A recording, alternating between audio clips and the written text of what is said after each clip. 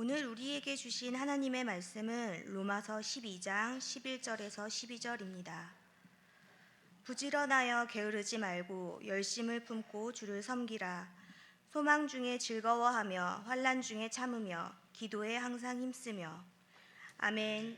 이는 하나님의 말씀입니다. 모두 자리에 앉으시기 바랍니다. 오늘 우리 찬양대 귀한 찬양 감사를 드립니다. 아멘.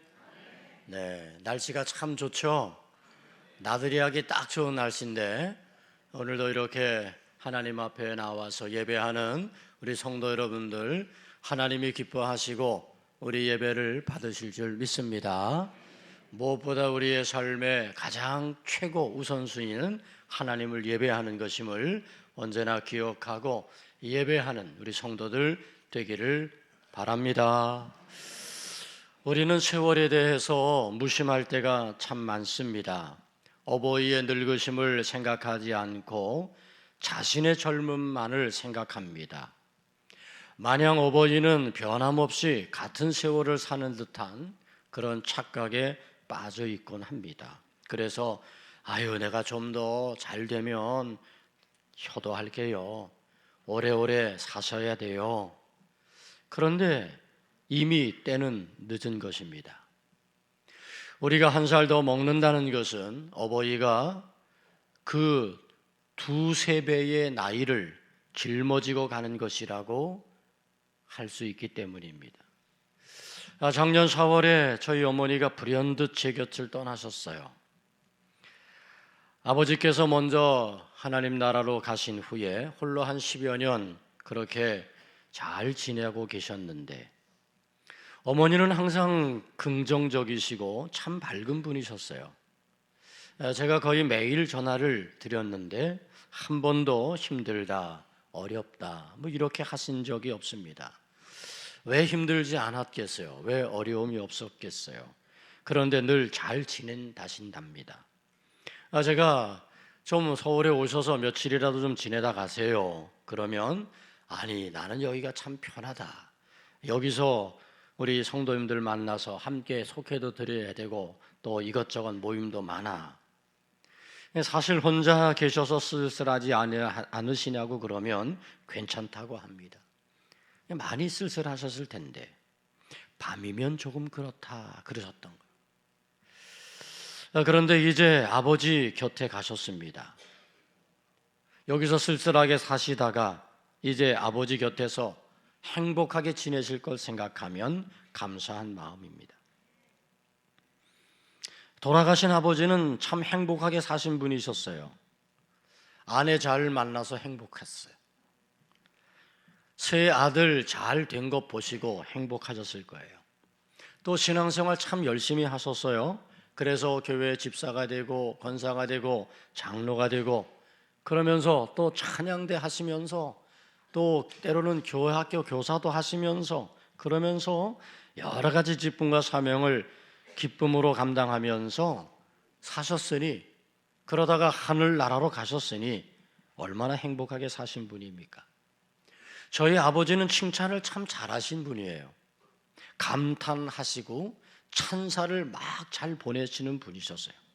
제가 어린 시절에 별로 잘하는 것도 아니었는데 뭘 하고 나면 참 잘한다고 그렇게 박수를 쳐주시고 찬사를 보내주셨어요. 당신 몸이 불편하셔서 힘이 드시면서도 늘 아들 걱정하셨던 아버지였습니다. 새벽마다 목회하는 아들 힘들 테니 내가 할 수 있는 것은 기도밖에 없어 하시면서 기도해 주시던 아버지. 몸이 편찮으셔서 한 2년 가까이 누워 계셨는데 그때 제가 찾아가서 뵈면 항상 아주 병약한 모습으로 제 손을 꼭 붙잡고 기도해 주셨던 아버지였습니다. 그분들이 참 그립습니다. 참 보고 싶습니다.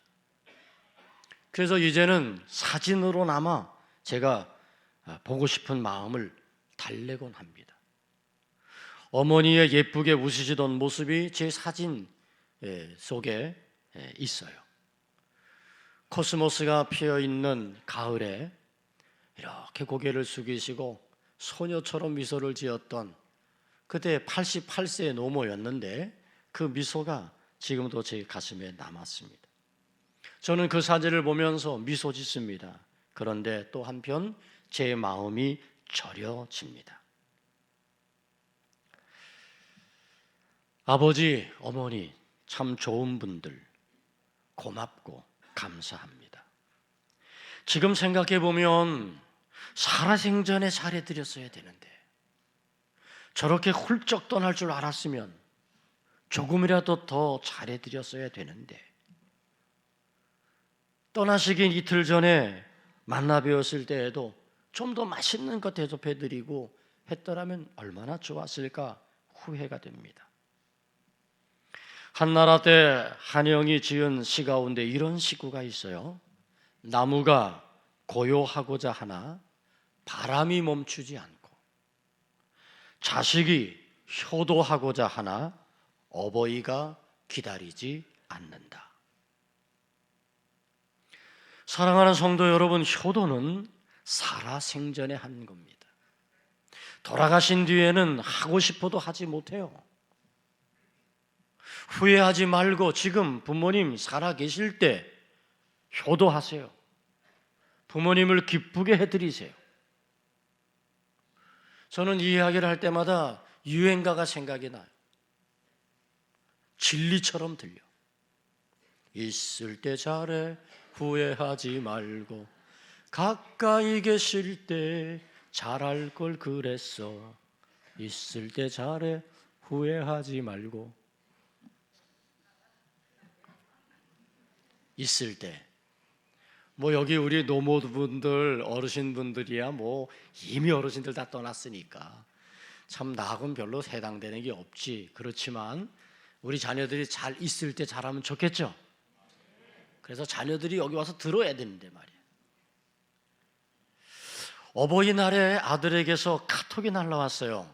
이렇게 카톡을 보니까 사랑해요. 그리고는 봉투가 도착했습니다 라는 메시지가 떴어요. 그래서 얼른 열어보았습니다. 그랬더니 거기 현금이 들어있었습니다. 그래서 아들에게 전화를 걸어서 고맙다, 이렇게 또 어버이날이라고 용돈도 보내주고 조금씩 올려라 그랬어요.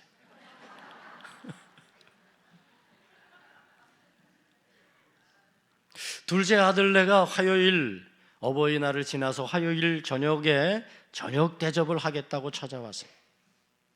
저도 이제 효도를 받아야 하는 나이가 되었고 이제 부모님들 떠나시니까 자식들이 효도하네요. 근데 식사를 하고 그냥 끝난 게 아니고 또 봉투를 줬어요. 딸랑 얼마. 그래도 그게 어디예요? 지금 뭐 부목사 참 생활이 어려운데 그래도 어버이날을 하고 딸랑 봉투 하나 만들어 가지고, 그 딸랑이 그냥 딸랑이 아니에요. 그게 대단한 거예요. 대단한. 여러분, 진정한 효도가 무엇일까를 생각해 봅니다. 잠언 23장 25절에는 이렇게 말씀해요. 내 부모를 즐겁게 하며 너 낳은 어미를 기쁘게 하라. 부모를 즐겁게 하고 부모를 기쁘게 해드리는 게 효도래요. 늘 제가 어버이 주일이 되면 이런 이야기를 했던 것이 기억이 납니다. 자주 전화를 걸어드리세요. 목소리를 들려드리는 게 효도예요. 만날 때 맛있는 식사를 좀 대접해드리세요. 오늘 잡숫고 내일 떠날지도 몰라. 그러니 마지막 식사 대접이라 생각하고 대접해야 되겠다. 우리 어머니 훌쩍 떠나시고 보니까 그렇더라고. 그리고 용돈을 정기적으로 드리세요. 뭐니 해도 뭐니야 뭐니. 저희 아버지 계실 때는 아버지에게, 저희 어머니 계실 때는 어머니에게 만날 때마다 제가 조금씩 용돈을 드렸어요. 이제는 두 분 다 훌쩍 떠나가시고 이제 장모님 홀로 남으셔서 제가 장모님에게 만나 뵐 때마다 그렇게 용돈을 드려요. 효도하는 것은 큰 일이 아닙니다. 그저 만져드리는 것으로도, 주물러 드리는 것으로도 여러분 부모님 손 한번 이렇게 만져드리세요. 이제 쭈글쭈글해진 손, 그리고 발도 한번 이렇게 만지시고 발 마사지도 한번 이렇게 문질러드리고 아이고 얼마나 피곤하셨어요 해보세요. 손발톱 깎아드리는 것까지 못해도 뭐니 해도 제가 보니까 우리 부모님들이 기뻐하실 때가 언제였냐 하면 제가 잘 들어드릴 때. 저희 아버지는 하셨던 말씀을 또 하세요. 한 100번쯤 하시는 말씀이 많아요. 그런데 저는 그럴 때마다 아이 왜 또 하세요? 하지 않았어요. 처음 듣는 것처럼 아 그래요? 그리고 들어드렸어요. 부모님에게 대답을 크게 해드리는 거 참 좋습니다. 귀가 점점 어두워지실 때 큰 대답 소리는 부모님의 마음을 편안하게 해드리는 거죠. 부모님을 뵐 때 표정을 밝게 하고 웃는 얼굴을 좀 보여주세요. 힘들고 어려워도 부모님 앞에서는 좀 그렇게 해야지. 또 할 수 있으면 이제 외모도 좀 예쁘게 가꾸어 드리는 것. 그래서 예쁜 옷도 좀 사드리고 머리도 좀 같이 딸들이 같이 하러 가시고 뭐 다 하시겠지만 또 저희 부모님들이 그 좋아하시더라고요. 친구들 대접할 때 아들이 탁 해갖고 대접도 하시라고. 그러면서 아들 자랑하는 거죠. 그러면서 며느리 자랑하는 거죠. 효도는 어려운 것이 아닌 것 같습니다. 에베소서 6장 1절과 3절에서는 말씀합니다. 자녀들아 너희 부모에게 순종하라. 이것이 옳으니라. 네 아버지와 어머니를 공경하라. 이것이 약속이 있는 첫 계명이니 이로써 내가 잘되고 땅에서 장수하리라. 또 출애굽기 20장 12절에서 말씀합니다. 다 같이 해볼까요? 시작. 네 부모를 공경하라. 그리하면 네 하나님 나 여호와가 내게 준 땅에서 내 생명이 길리라. 우리가 효도하면 하나님이 우리에게 복 주신다라는 말씀이죠. 어머니가 갑자기 떠나신 후에 어머니의 집에 집 정리를 해야 되는데 어떻게 할 수가 없어서 몇 개월을 그냥 내버려 뒀어요. 그러다가 어머니의 유품을 정리했습니다. 그러면서 어머니의 성경책을 보았어요.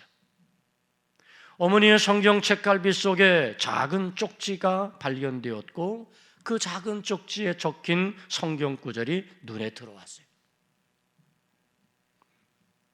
부지런하여 게으르지 말고 열심을 품고 주를 섬기라. 소망 중에 즐거워하며 환난 중에 참으며 기도에 항상 힘쓰며. 제가 이렇게 사진으로 찍어놨어요. 2015년 올해의 말씀으로 어머니가 이 말씀을 받으신 것 같아요. 그런데 왜 그 말씀은 거기다 그렇게 또박또박 적어 놓으셨는지. 저는 이 어머니가 성경 깔비 속에 적어놓은 이 말씀이 잔잔하게 어머니가 말씀하시는 음성으로 제게 들려왔어요.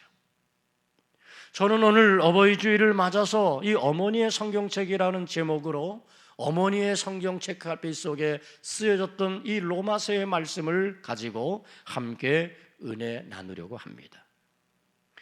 바울은 로마서 1장부터 11장까지 해서 이신득이의 교리와 신앙에 대한 내용을 쭉 소개합니다. 그러다가 12장부터는 그리스도인의 실생활에 대한 말씀을 하고 있어요.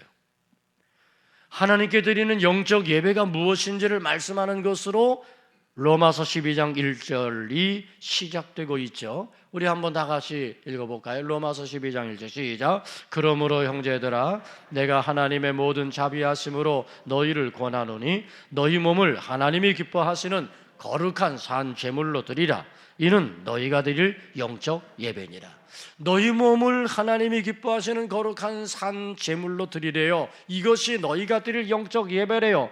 이 말씀을 다른 말로 풀어보면 그리스도인들이 드리는 영적 예배, 하나님이 기뻐 받으시는 진정한 예배는 생활 속에서 그리스도인으로 사는 거다. 생활 속에서 그리스도인으로 사는 것, 이게 하나님이 받으시는 영적 예배라는 거죠. 그래서 바울은 이런 영적 예배의 삶을 그리스도인들이 살아야 되는데, 이 영적 예배의 삶을 생활 속에서 살아가려면 어떻게 해야 되는가?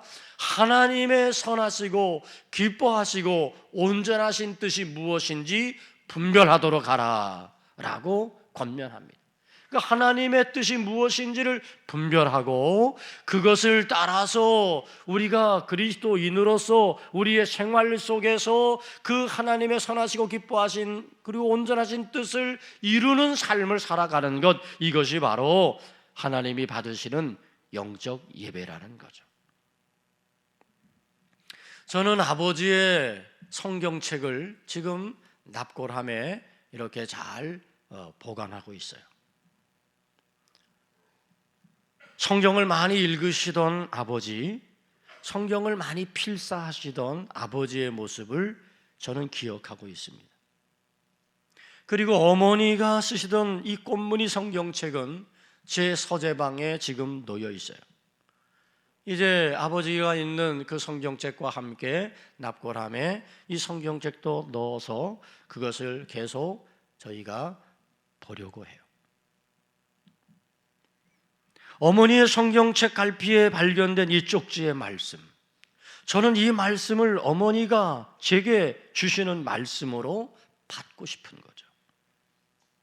물론 어머님의 음성으로 들려오진 않았지만, 그러나 저는 그 성경 속 책갈피 속에 쓰여져 있는 작은 이 쪽지가 어머니가 제게 주시는 말씀처럼 그렇게 들려오는 거예요. 저는 그래서 그 말씀을 유언처럼 생각하고 그 말씀을 따라 살기로 다시 결단하며 기도하고 있어요. 오늘 본문의 말씀은 뭡니까? 주를 섬기는 자의 자세를 말씀하고 있습니다. 우리는 주를 섬기는데 우리가 어떻게 주를 섬겨야 할지를 말씀하고 있는 거죠. 여러분 모두가 다 이 땅에 살아가는 동안에 교회 생활, 신앙 생활 하면서 주를 섬기는 자의 삶을 살아가는 거죠. 저는 오늘 이 말씀이 그저 제게 어머니가 남기신 말씀으로가 아니라 오늘 우리가 주를 섬기는 자로서 우리가 어떤 자세를 가지고 주를 섬기는 삶을 살아가야 하는지 오늘 이 말씀을 가지고 함께 은혜 받기를 원하는 겁니다. 먼저는 부지런하여 열심을 품고 라고 돼요. 부지런하여 열심을 품고. 여러분, 게으름에 대한 말씀이 성경에 많이 기록되어 있어요. 잠언 6장 6절 말씀에 우리 한번 읽어봐요. 시작. 게으른 자여 개미에게 가서 그가 하는 것을 보고 지혜를 얻으라. 또 재미있는 말씀이 잠언 19장 24절에 기록되어 있어요. 다 같이 시작. 게으른 자는 자기의 손을 그릇에 넣고서도 입으로 올리기를 괴로워하느니라. 참 재미있어요. 게으른 자는 그렇다는 거예요. 여러분, 게으른 이것이 얼마나 큰 문제가 됩니까? 일상의 삶에서도 게으름이 문제이고요, 저는 보면 영적인 삶에서도 게으름이 문제인 것 같아요. 우리가 좀 더 게으르지 않고 부지런하면 우리의 삶의 자리도 상당히 좋아질 것이고, 우리가 신앙생활하는 것도 좀 부지런하면 훨씬 더 신앙생활 잘하고 우리가 더 하나님을 기쁘시게 하는 믿음의 모습을 가지고 살아갈 것이라고 생각합니다. 우리가 주를 섬기는데 부지런하여 게으르지 말고 라는 이 말씀을 붙잡아야 돼요. 저는 여러분들이 주를 섬김에 부지런하시기를 축복합니다. 주일날 예배에 나오려면 부지런해야 돼요. 우리가 뭐든지 신앙생활 하려면 부지런해야 돼요. 저는 우리 성도들이 너무 귀하고 너무 감사한 것은 사회생활 다 하시다가 주일날 얼마나 쉬고 싶어. 그런데 여러분들이 벌떡 일어나서 그리고 다 이렇게 예쁘게 단장하고 하나님 앞에 나오려니 얼마나 부지런해야 됩니까? 신앙생활 부지런하지 않으면 제대로 할 수 없습니다. 영과 육이 부지런함으로 게으르지 않을 때 그 삶은 더욱더 풍성해지는 것인 줄 믿습니다. 우리가 주를 섬기되 어떻게 해야 됩니까? 부지런하여 게으르지 말고 주를 섬겨야 돼. 그리고 또 권면합니다. 열심을 품고. 이것을 원문 그대로 번역하면 영으로 뜨겁게라는 거예요. 영으로 뜨겁게. 그러니까 성령으로 뜨거운 열정을 가지고 열정을 품은 거죠. 어떤 일에든지 열심을 품는 거죠. 열심을 품는다는 것은 최선을 다하는 모습을 말하는 것 아니겠어요? 내게 어떤 일이 주어지든지 열심을 품고 하면, 그러면 그 열심을 품고 열정을 쏟아 놓는 바로 거기에 아름답고 풍성한 열매가 맺어지는 것 당연한 줄 믿습니다. 그런 사람이 사회에서도 성공하는 거죠. 교회 생활, 신앙 생활도 그런 열심을 품고 열정을 가지고 있는 사람이 교회 생활도 잘 하는 거예요. 계시록 3장 19절 말씀에 라오디게아 교회에게 주시는 주님의 음성이 있습니다. 다 같이 시작. 무릇 내가 사랑하는 자를 책망하노니 그러므로 네가 열심을 내라, 회개하라. 라오디게아 교회에 미지근하지도 뜨겁지도 않고 미지근한 그런 신앙생활하는 그들을 향해서 네가 열심을 내라 라고 주님은 말씀하시고 있는 거죠. 그러니까 열심을 품고 주를 섬기는 것이, 그것이 주를 섬기는 자의 자세입니다. 어떻게 주를 섬기라는 거죠? 부지런하여 게으르지 말고 열심을 품고 주를 섬기라는 거예요. 사무엘은 이스라엘 백성들에게 마지막 고별 설교를 하면서 사무엘상 12장 24절에서 이렇게 말씀을 했어요. 다 같이 시작. 너희는 여호와께서 너희를 위하여 행하신 그 큰 일을 생각하여 오직 그를 경외하며 너희의 마음을 다하여 진실이 섬기라. 마음을 다하여 진실이 섬기라고 사무엘은 이스라엘 백성들에게 권면하고 있는 거죠. 마음을 다하여 우리가 진실히 주님을 섬기는 거예요. 부지런하여 게으르지 아니하고 열심을 품고 마음을 다하여 부지런하게 그렇게 주를 섬기는 자에게 하나님께서 복을 주시는 거예요. 출애굽기 23장 25절은 분명히 말씀하고 있습니다. 다 같이 시작. 네 하나님 여호와를 섬기라. 그리하면 여호와가 너희의 양식과 물에 복을 내리고 너희 중에서 병을 제하리니. 아멘. 우리가 부지런하여 열심을 품고 주를 섬기면 여호와께서 우리에게 복을 주시는데 모든 양식과 물에 복을 내리고 너희의 중에 병을 제하겠다. 얼마나 복되고 귀한 약속입니까? 저는 여러분들이 주를 잘 섬김으로 이 같은 복을 받으시게 되기를 축원합니다. 그러면서 바울은 계속 그리스도인의 생활에 대한 권면의 말씀을 이어가고 있죠. 이렇게 우리가 열심을 품고 주를 섬기는데, 그런데 우리가 살아가는 우리의 삶이 통 녹록하지 않아, 인생 광야가 너무 힘들어. 그러나 그런 상황에서도 그것을 극복해 나가야 되겠기에 바울은 이야기합니다. 소망 중에 즐거워하며. 주를 섬기는데 환경과 상황이 어려워. 그런데 비록 힘들고 어렵다 할지라도 원망과 불평으로 그렇게 하지 말고 소망 중에 즐거움으로 하라는 거예요. 소망 중에 즐거움으로 할 수 있는 이유는 무엇입니까? 여호와 일에 예비하시는 하나님의 은혜를 믿는 믿음이 있기 때문에 가능한 거죠. 지금 현실 상황을 보게 되어지면 너무 힘들고 어려워요. 그러니 원망과 불평이 나올 수밖에 없어요. 그런데 믿음을 가지고 하나님을 바라보면 우리의 소망에 하나님께서 오늘 우리의 삶의 미래를 열어주시는 것을 보게 되는 거예요. 그래서 그 소망을 바라볼 수 있는 영적 눈을 가져야 되는 거예요. 그래야 우리는 부지런하여 게으르지 않고 열심을 품고 주를 섬기는 자의 삶을 잘 살아갈 수 있게 되는 거죠. 사랑하는 여러분, 소망 중에 즐거워하며 기쁨과 감사함으로 주의 일을 힘쓰는 여러분 되어지기를 축원합니다. 또 환난 중에 참으며 하래요. 환난 중에 참으며. 환난을 참고 견딜 수 있다는 것은 하나님을 향한 믿음이 있는 거죠. 환난과 어려움들이 내게 닥쳐왔습니다. 그런데 하나님은 나를 사랑하신다는 믿음을 갖고 있다면, 하나님이 나와 함께 하신다는 이 믿음을 가지고 있다면 우리는 그 환난도 견딜 수 있는 거죠. 하나님이 나를 사랑하시고 나의 미래를 열어주시고 하나님의 선하신 섭리 가운데 하나님 나를 이끌어 주실 것이라고 하는 확신을 갖게 되면 우리는 지금 환난을 인내하며 견딜 수 있는 거죠. 내일의 나를 위해 예비하신 하나님의 은혜를 우리가 확실히 믿을 수 있다면 우리는 환난 중에도 참을 수 있는 거예요. 사랑하는 성도 여러분, 여러분들의 삶의 환난 중에 하나님이 여러분들을 사랑하시고 하나님이 여러분을 보배롭게 존귀하게 여기시며 하나님이 여러분들을 꼭 붙잡고 내일의 삶을 하나님의 은혜로 인도해 주신다는 확실한 믿음을 가지시기를 축복합니다. 그러면서 기도에 항상 힘쓰라고 합니다. 기도에 힘쓰는 거죠. 왜 우리가 기도에 힘써야 되니까? 오늘 우리는 약해요. 오늘 우리는 부족해요. 하나님의 도움이 없으면 이 인생의 광야를 헤쳐나갈 수 없어요. 인생의 광야를 지나가는 성도들은 광야에 척박하고 힘겨운 시간들을 살아내야 됩니다. 때론 메마르고 때론 춥고 때론 외롭고 때로는 위험한 곳이 우리가 사는 인생 광야예요. 이 같은 인생 광야를 지나가는 성도들에게 꼭 필요한 게 뭡니까? 하나님의 도우심이죠. 그래서 우리는 하나님 앞에 기도해야 되는 거예요.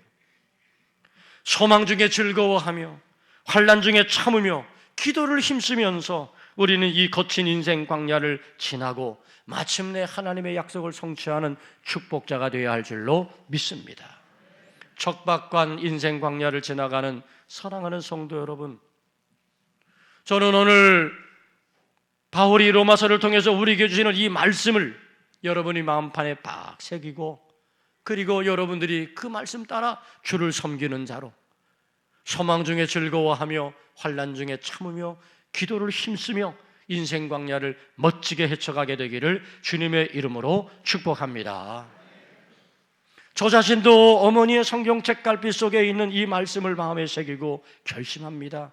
이 말씀을 꼭 붙잡고 그렇게 살겠다고 기도합니다. 부지런하여 게으르지 않고 열심을 품고 주를 섬기며 살아가겠습니다. 소망 중에 즐거워하며 환난 중에 참으며 기도를 힘쓰겠습니다. 저는 이것을 어머님이 제게 주시는 말씀으로 받겠습니다. 그런 마음으로 저는 이 말씀을 제 마음에 새겨봅니다. 사랑하는 성도 여러분, 오늘 이 말씀이 저는 여러분들에게도 마음에 새겨지는 말씀이 되기를 바랍니다. 어버이의 마음을 헤아려 이제 우리도 부지런하여 게으르지 말고 열심을 품고 주를 섬기며 소망 중에 즐거워하고 환난 중에 참으며 기도를 힘쓰면서 이 인생 광야를 멋지게 헤쳐나가서 마침내 하나님의 약속을 받는 축복자들이 되시기를 축원합니다. 믿음의 세대를 세우는 것, 이것은 부모님들의 간절한 소망입니다. 자녀들이 하나님의 교회에서 신앙생활 잘하고 좋은 믿음의 일꾼으로 헌신하는 모습을 보는 것, 얼마나 큰 부모님들의 기쁨일까요? 저는 우리 교회의 3대 4대를 이어서 신앙생활하는 가족들을 봅니다. 참 그 모습들이 귀해요.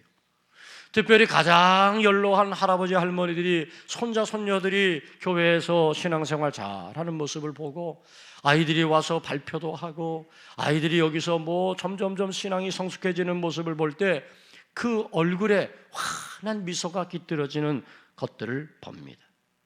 저는 우리 도봉교회 사랑하는 성도들, 우리 믿음의 세대가 이렇게 아름답게 잘 세워지는 일들이 더 많아지게 되기를 축복합니다.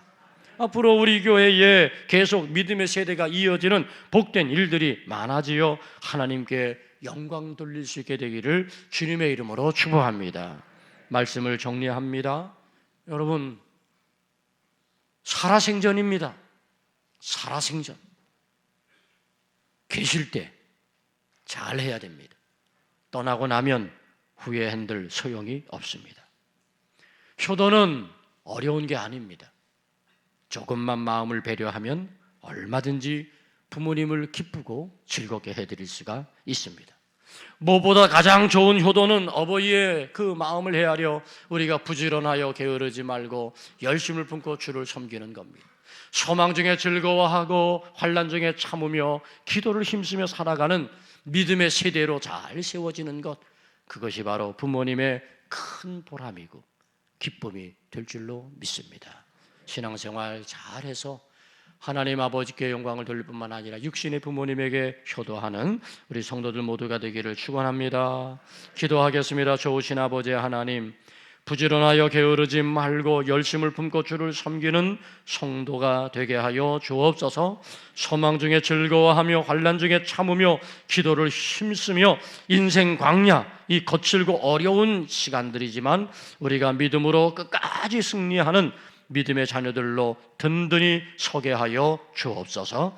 예수님 이름으로 기도하옵나이다. 아멘.